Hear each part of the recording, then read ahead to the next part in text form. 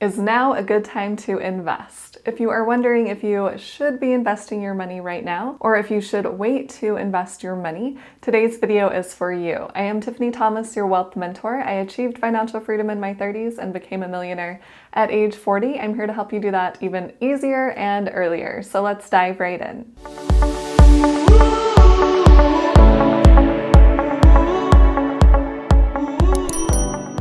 All right, in today's video, I'm going to help you make an informed decision on whether or not it is a good time to invest. I know it can be hard to invest when you see the stock market is down, or when you see it is really high, or if you're looking at investing in real estate, if you see that the real estate homes are priced really high, or there doesn't seem to be a strong market for renters, for reliable renters. There are lots of factors that go into play when deciding when to invest. But honestly, these are the things that have worked for me to help me decide if it's a good time to invest. The first thing that I like to do is to take a long-term perspective.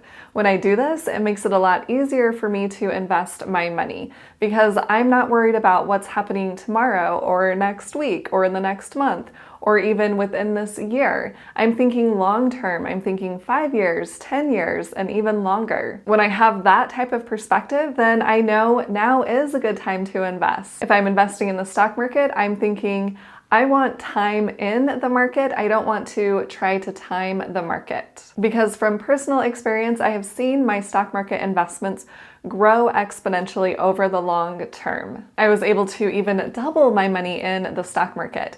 And that's not because I was trying to make a quick win. It's because I was thinking, all right, these companies, these investments are going to be good over the long term, so I'm going to invest in them.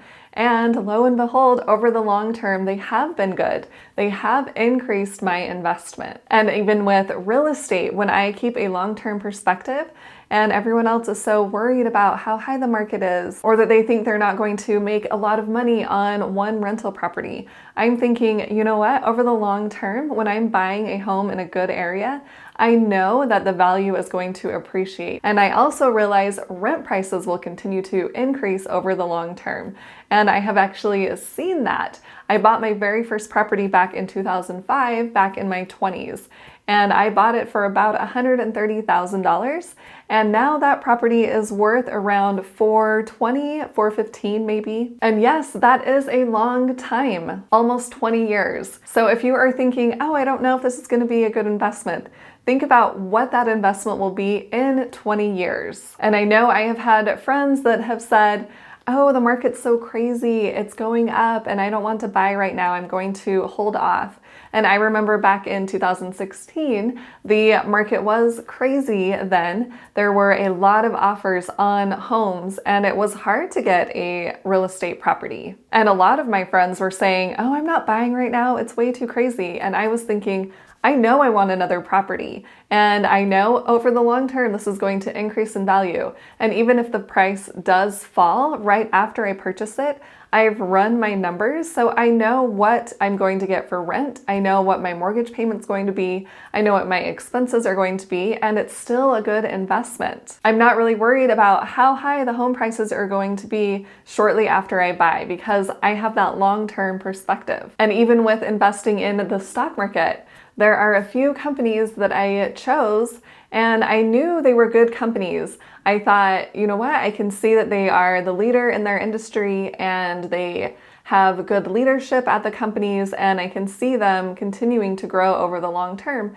So I purchased some of those companies and they have been able to grow over the long term. But I also purchased an index fund that has a whole bunch of companies inside of it, and I know for sure that is going to grow over the long term because with so many companies inside of just one index fund, there's no way all of those companies can fail. And if they all fail, then something else is going on in the world, and I'm not going to be worried about my stock market investments. I'm going to be worried about if I have food in my home. If you are thinking, is now a good time to invest, try to take that longer term perspective and realize that as long as you are making good investments right now, that they are going to increase in value over the long term. And that's not to say we have to pick the perfect investments. And sometimes it doesn't need to be that 20-year perspective. I had one property that I ended up selling just shortly after I bought it, 5 years after, and I was able to double my money in that time.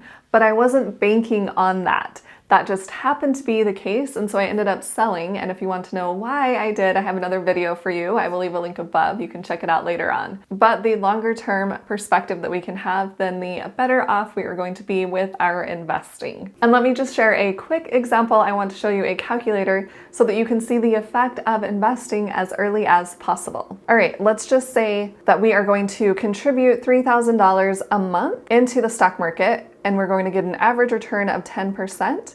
And we're going to do this for a period of 10 years. At the end of that time, we're going to have $614,535. And let's say we are doing this from age 25 to 35. And then let's say we don't invest anything else for another 30 years. So we will change this and put $614,535. And then we're going to put $0 that we are contributing. And then over a period of 30 years, we're going to end with a balance of $12,190,776. So at age 65, we are going to have $12 million. If we start earlier, then we are going to have so much more money. And then the second item I want to bring up about is now a good time to invest is dollar cost averaging. And dollar cost averaging just means that you are investing the same amount over a specified period of time, no matter the price. For example, if you wanted to invest in Amazon stock and you had $200 to invest every single month, you would just take that $200 and invest that in Amazon every single month, whether the price of Amazon is higher or lower. Dollar cost averaging really helps to smooth out the volatility in the market, those ups and downs, which are going to be there no matter what. But if we have that long-term perspective, we know that it will continue to rise over the long term. But dollar cost averaging is very nice because you're not so worried about the price of the investment at the current time. You know it's a good investment, and so you are just going to continue to invest in that certain investment over time. That way, if the price is super high, you're not thinking, oh, maybe I shouldn't invest right now. Or if it is super low, you're thinking, oh, maybe this isn't a good investment anymore. You just dollar cost average and continue to put your money in that investment. I know for me, this has worked really well. I have this actually automated, so I don't have to even think about it. I just have a certain amount that goes into my investment account and gets invested in my favorite index fund, actually. And if you want to know what that is, I have another video. I'll leave a link above. You can check it out later on. But it's automated, so it just has that auto transfer from my checking directly to my investment account and actually buys the investment. And I have that just set up once a month.